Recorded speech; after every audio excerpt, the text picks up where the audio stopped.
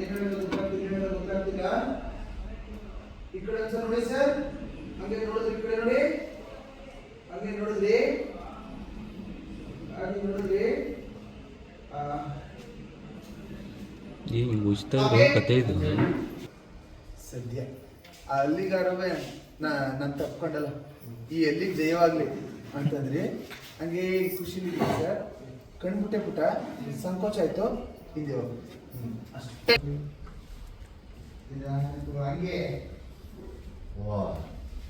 ಹಂಗೆ